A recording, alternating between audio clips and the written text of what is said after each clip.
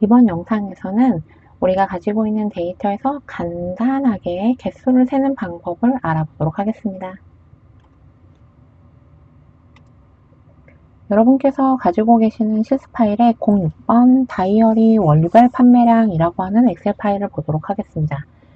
우리는 여기서 오른쪽에 조건, 여기 보시면은 어떤 조건, 이러이러한 조건을 만족하는 셀의 개수가 도대체 몇 개냐 라고 하는 것을 계산하는 것을 해보도록 하겠습니다. 한마디로 카운트 계통에 있는 함수들이죠. 무언가 개수를 세겠다라고 할 때 가장 기본이 되는 함수는 카운트입니다. 몇 개냐 라고 하는 개수를 세는 거죠. 그래서 여러 조건을 만족하는 이 카운트 계통 함수들을 보도록 하겠습니다. 자, 그러면 우리 하나씩 해결해 볼까요? C열에 들어있는 판매량 데이터의 개수는 몇 개인가? 라고 하는 것을 먼저 보도록 하겠습니다. C열에 보시면 1월 달에 이렇게 데이터들이 있습니다. 그럼 여기에 도대체 데이터는 총 몇 건이 있는가 라는 거죠. 물론 눈으로 우리가 금방 알아볼 수 있지만 이것을 함수로 세워보도록 하겠습니다. 이때 사용하는 함수가 바로 count입니다. count 입력해 볼까요? count. CO6까지만 치면 바로 나오게 되고요. 맨 위에 count, 범위에 숫자가 포함된 셀의 개수를 구합니다. 탭키로 선택을 하신 다음에 C열에 있는 여기 C6번 셀부터 C15번 셀까지를 선택하셔서 괄호 닫고 엔터를 치시면 총 10개다 라고 하는 것을 볼 수가 있습니다. 자, 그럼 두 번째 조건을 보겠습니다. B열에 들어있는 지점은 도대체 총 몇 개인가? 라는 것입니다. 우리는 당연히 알고 있죠. 당연히 10개일 겁니다. 하지만 이것을 함수로 한번 해보도록 하겠습니다. 동일하게 카운트 함수를 써볼까요? 개수를 세겠다. 카운트 함수를 동일하게 쓰고 B열에 있는 서울부터 제주까지를 선택하셔서 괄호를 닫고 엔터를 치시면 0개다 라고 하는 결과를 보실 수가 있습니다. 보시면 동일한 함수인데 왜 C열에 있는 것은 제대로 개수를 세고 B열은 개수를 세지 못하는가 라고 하면 count 함수는 정확하게 숫자가 들어있는 숫자 데이터가 들어있는 칸만을 세는 함수다 라는 겁니다. 지금 보시면 C열에서 C6번 셀부터 C15번 셀까지는 모두 숫자 데이터가 들어있기 때문에 정확하게 10개 라고 하는 개수를 세워줄 수 있게 되고요. B열 같은 경우는 서울부터 제주까지 여기에는 숫자가 들어있는 셀이 아무것도 없잖아요. 그렇기 때문에 숫자가 들어있는 셀의 개수가 0개다 라고 정상적으로 세워준 거죠. 그러면 우리는 지점이 몇 개인지 알고 싶다. 이 지점이 몇 개인지 알고 싶다 라고 하면 어떻게 해야 되느냐? 이때는 count 함수가 아니고 counta 함수를 쓰게 되겠습니다. count를 해보시면 바로 아래쪽에 counta 함수가 있습니다. 그래서 범위에서 비어있지 않은 셀의 개수를 구하는 거죠. 그래서 우리가 숫자 데이터가 아니라 문자 데이터라던가 이러한 어떤 것들에 의해서 개수를 셀 때는 count 함수를 사용하게 되겠습니다. 함수를 선택하시고 B열의 B6번부터 B15번 셀까지를 선택하셔서 괄호 닫고 엔터를 치면 정상적으로 10개라는 값을 얻으실 수가 있습니다. 이 count 계통의 함수가 하나 더 있는데요. 전체표에 들어있는 빈 셀의 개수를 세는 것도 있습니다. 이러한 데이터들 중에 지금 보시면 빈 셀이 몇 군데 보이는데요. 이렇게 비어있는 셀은 몇 개나 되는가 라고 하는 빈 셀의 개수를 구할 수도 있습니다. 이것은 count blank라고 하는 함수를 쓰게 됩니다. count를 쓰시면 세 번째 count blank라고 하는 함수가 있습니다. 범위에서 비어있는 셀의 개수를 구하는 거죠. 값이 없는 함수, 셀의 개수를 구합니다. count blank를 선택하시고 전체 범위를 C6번 셀부터 H15번 셀까지 이렇게 잡아서 괄호를 닫고 엔터를 치시면 비어있는 셀은 총 3개다 라고 하는 것을 정상적인 결과를 얻으실 수가 있습니다. 여기까지가 count 함수의 가장 기초적인 어떤 사용 방법이죠. count, counter, count blank라고 하는 세 가지의 이러한 함수가 있습니다. 근데 실질적으로 우리가 회사에서 실제로 엑셀에서 많이 사용하는 것은 이렇게 단순하게 숫자가 몇 개냐, 비어있지 않은 셀은 몇 개냐, 빈 셀은 몇 개냐 이렇게 세는 것이 아니라 어떠한 조건이 있고 그 조건을 만족하는 데이터들은 도대체 몇 건이나 되는가 라고 하는 형태를 우리가 많이 사용하게 되죠. 그래서 이러한 경우에는 우리가 지금 보시는 것처럼 어떠한 조건이 있고 조건을 만족하는 데이터는 몇 개냐 라고 이것을 사용하게 되고, 이때 조건이 만약에 하나다. 하나의 조건, 예를 들면 지금 보시는 것처럼 판매량이 150개를 초과한다라던가 판매량이 목표 판매량을 초과한다라고 하는 것처럼 조건이 하나다라고 한다면 이때는 count if 함수를 씁니다. 조건이 하나일 때 쓰는 거죠. 만약에 아래쪽처럼 판매량이 150개를 초과하고 동시에 200개 미만이다 라고 하는 것처럼 조건이 2개 이상이다 라고 하면 여러 가지 조건이 있다 라는 뜻으로 count ifs 함수를 사용하게 됩니다. 조건이 여러 개일 때 사용하는 함수입니다. 자, 그러면 먼저 조건이 하나인 두 사례를 count if 함수로 한번 개수를 세어보도록 하겠습니다. 판매량이 150개를 초과하는 데이터는 몇 건이나 있는가? 이 데이터 안에서. 자, 그러면 조건이 하나니까 count if인 거죠. count if. 네 번째에 있습니다. 지정한 범위 내에서 조건에 맞는 셀의 개수를 구한다. count if를 선택하겠습니다. 자, 그랬더니 첫 번째 인수로 레인지를 선택하라고 되어 있습니다. 우리가 개수를 셀 데이터들이 들어있는 범위를 이야기하는 거죠. 레인지는 여기서부터 여기까지다 라고 지정했습니다. C6번 셀에서 H15번 셀까지. 쉼표를 하시면 크리테리어, 기준을 적으라고 되어 있습니다. 그러면 이 안에서 어떤 기준을 만족하는 데이터들만 세겠는가 라고 하는 것이죠. 우리는 이 판매량이, 월별 판매량이 150개를 초과하는 그러한 데이터를 세고 싶습니다 라고 합니다. 그러면 쉬프트 키 따옴표, 큰 따옴표 하시고 이 값이 150보다 크다. 그리고 큰 따옴표 닫아주시고 괄호를 닫으시면 우리가 원하는 조건에 만족하는 데이터는 35개가 있다라고 하는 것을 셀 수가 있습니다. 지금 보시는 것처럼 어떠한 조건이 있다, 어떠한 조건을 만족해야 된다라고 하는 것을 우리가 등호와 부등호를 이용해서 조건을 줄 수가 있는데요. 지금 보시는 것처럼 예를 들어서 150보다 크다 라고 하면 큰 따옴표 150을 초과한다 라고 하는 형태로 쓰시는 거고요. 이때 부등호가 만약에 무엇 이상이다, 150개도 포함하고 150개도 넘는다 라고 하면 이때 이 부등호 부분을 이렇게 적어주시는 거고요. 같아야 한다 라고 하면 등호, 또는 뭐 작아야 한다 라고 하면 이렇게 등호를 적을 수 있습니다. 만약에 무엇인가가 아니어야 한다, 전체 데이터에서 150은 제외하고 나머지 값들의 개수를 세겠다라고 한다면 크면서 동시에 작을 수는 없기 때문에 우리가 이렇게 맞물림 부등호로 해당하는 조건을 표현해 주게 되겠습니다. 자, 그러면 그 아래쪽을 보실까요? 판매량이 목표 판매량을 초과하는 데이터의 개수. 바로 위에 우리는 판매량이 150개라고 하는 상수, 150이라는 정해져 있는 수, 즉 상수를 초과하는 데이터의 개수를 셌는데요.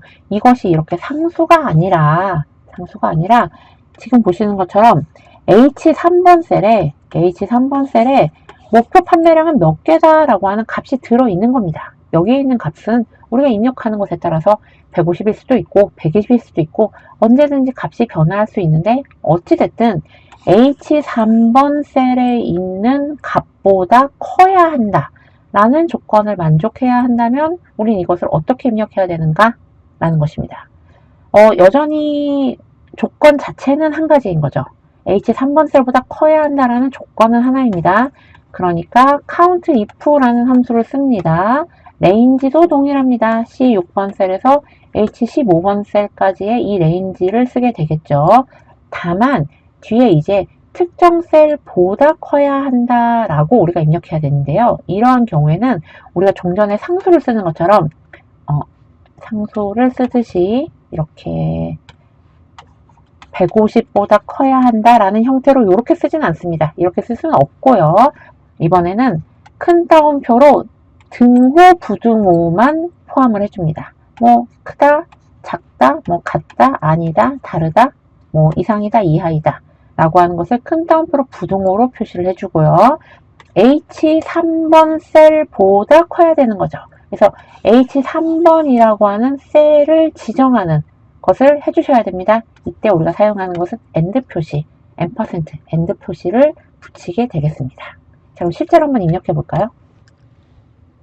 특정 셀보다 큰 그러한 데이터의 개수를 세겠다 라고 하시면 count if 라고 하는 것을 선택하시고요. 레인지는 여기에서부터 여기까지 C6번 셀에서 H15번 셀까지 하신 다음에 쉼표를 하시고 기준을 적어줍니다. 이때 기준은 첫 번째로 등호만 큰 따옴표에 적어주겠습니다. 등호, 부등호만 큰 따옴표에 예를 들어서 초과한다 라고 하는 거니까 그냥 우리는 무엇보다 크다 라고 하는 것 하나만 적으면 되겠죠.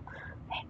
큰 따옴표를 이렇게 닫아줍니다. 등호를 닫아주신 다음에 H3번 셀보다 크다 라는 것을 표시하기 위해서 숫자키 7번, 쉬프트 7번이죠. 네, 숫자키 7번 위에는 이렇게 AND 표시를 적어주시고 H3번 셀을 딱 클릭해 주시면 H3번 셀보다 큰 값을 가지고 있는 이 셀의 개수를 센다 라고 하는 조건을 만족하실 수 있습니다. 괄호를 닫고 엔터를 치시면 지금 보시는 것처럼 목표 판매량이 150개이기 때문에 이러한 150개를 판매하는 것과 동일한 개수 35개라고 하는 개수를 셀 수가 있게 되죠. 만약에 목표 판매량이 100개로 줄어든다 라고 하면 H3번 셀의 값이 변하기 때문에 거기에 맞춰서 실제 카운트된 개수도 변화하는 것을 여러분께서 보실 수가 있습니다. 이렇게 얼마든지 변화하는 것을 보실 수가 있습니다. 자, 이렇게 사용하는 것이 자주 쓰이지 않기 때문에 어떤 특정 셀과 비교하는 소식이 좀 익숙하지 않으실 수가 있는데요. 꼭 count if 함수뿐만이 아니라 우리가 어떠한 if 계열 조건을 주고 특정 셀을 기준으로 해서 특정 셀의 값과 비교한 결과를 더하거나 개수를 세거나 평균을 내거나 기타 등등의 처리를 할 때 특정 셀과 비교한다 라고 할 때 우리가 지금 보시는 것과 같이 AND 표시를 줘서 이러한 셀의 주소와 비교한다 라는 것을 알아두시는 것이 좀 필요하겠습니다. 이것이 여러분께서 이제 조금 더 익숙해지셔야지 좀 더 복잡한 조건을 다룰 수 있기 때문에 이 특징 꼭 숙지하시기 바랍니다. 특정 셀과의 비교입니다. 자, 그 아래쪽에 조건이 두 가지일 때도 한번 해보도록 하겠습니다. 판매량이 150개보다 크고 200개보다 작습니다. 그럼 우리는 이것을 이렇게 그냥 하나의 어떤 범위라고 생각하지만 이것은 엄밀히 말하자면 150보다 커야 한다라고 하는 첫 번째 조건과 200보다 작아야 한다라고 하는 두 번째 조건이 결합되어 있는 구조입니다. 그래서 조건이 여러 가지인 거죠. 이럴 때는 count ifs 함수를 쓰게 됩니다. 자, 그럼 count ifs 함수 한번 사용해 보실까요? count if 보시면 count ifs가 있죠. 범위 내에서 주어진 조건에 맞는 셀의 개수를 센다. 탭키로 선택해 주시면 제일 먼저 첫 번째로 우리가 조건을 따져야 하는 그러한 범위를 먼저 잡아줘야 됩니다. 우리가 따지는 범위는 여기부터 여기까지네요. C6번 셀에서 H15번 셀까지의 범위에서 우리는 이 범위 안에서 150을 초과하는 데이터의 개수를 세겠습니다. 상수보다 커야 하기 때문에 큰 따옴표 부동을 해주시고 150보다 크다라고 하는 조건을 적어주시면 되겠습니다. count if를 하는 것과 비슷하죠. 자, 두 번째 조건 동일하게 적어주시면 됩니다. 쉼표에서 두 번째 조건을 그냥 쭉 적어주시는 거예요. 두 번째 조건이 적용될 범위는 어디인가? 라고 하시면은 요렇게 다시 범위를 잡아주고 또 쉼표를 하시고 두 번째 조건은 150보다 크지만 동시에 200보다는 작아야 한다라는 것이죠. 그러니까 200보다는 작아야 한다. 이건 역시 상수이기 때문에 이렇게 적어주도록 하겠습니다. 괄호를 닫고 엔터를 적도록 하겠습니다. 만약에 이러한 조건이 상수가 아니라면, 상수가 아니고 예를 들어서 150보다 큰데 이것이 200보다 작은 게 아니라 목표 판매량보다 150보다는 크고 목표 판매량보다는 작아야 한다라고 한다면 이 부분은 마치 위쪽에 쓴 것처럼 동일하게 이 범위 안에서 작아야 한다, H 3번 셀에 있는 값보다 작아야 한다라는 방식으로 같은 방식으로 수식을 적어주시면 되겠습니다.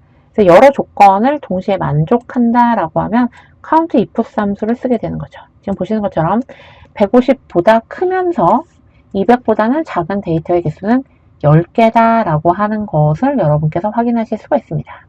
지금 보시면 count ifs 함수인 거고 여기에 조건이 두 가지가 있잖아요.